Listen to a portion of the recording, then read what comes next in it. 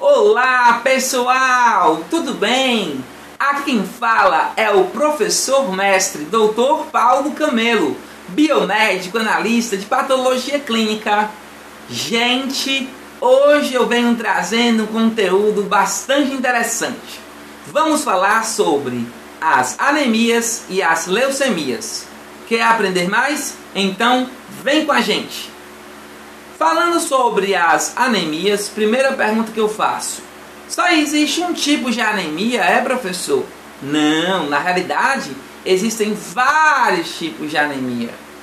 A anemia mais comum é a anemia ferropriva, que ocorre pela carência de ferro no organismo. Ela acomete geralmente crianças em idade pré-escolar, que apresentam um baixo desempenho. E também essas crianças têm o costume de comer terra, geofagia, justamente porque na terra contém ferro. O principal sintoma é a palidez cutânea mucosa, além do baqueteamento ungueal, ou mesmo também chamado de hipocratismo. Falando agora na anemia megaloblástica, é aquela que cursa com os macrovalócitos, uma macrocitose e massas aumentadas de tamanho. Isso é devido a quê, professor? A falta da vitamina B9, que é o ácido fólico, e da vitamina B12, que é a cobalamina.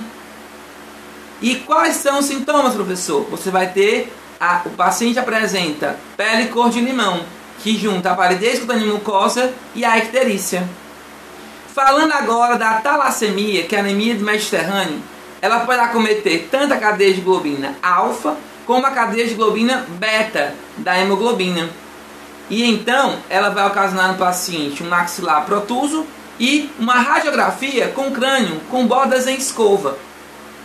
Falando agora da anemia perniciosa, ela se deve a quê, professor? A falta da produção do fator intrínseco pelas células parietais gástricas, ou seja, do estômago.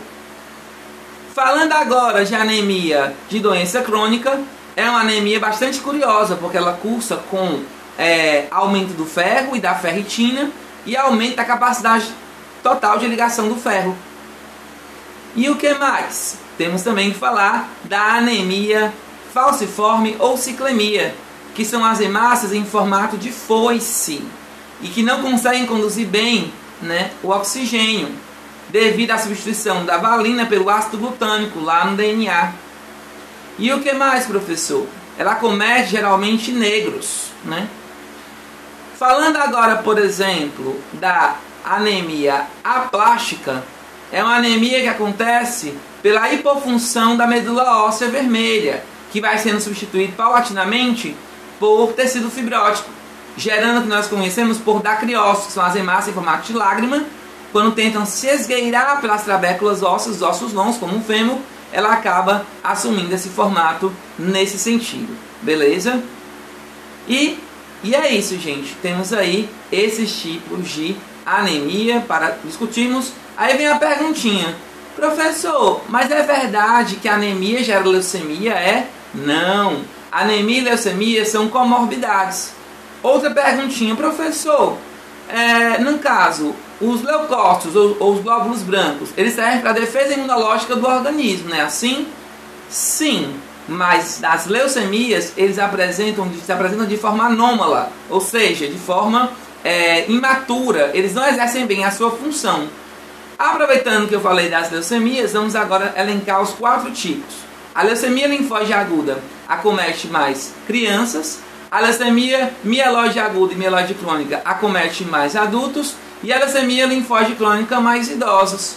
E na lâmina apresenta ali o metamielócito, a célula que indica a leucemia, beleza? Espero poder ter contribuído mais com o conhecimento de vocês e até os próximos vídeos. Valeu, galera! Tchau, tchau!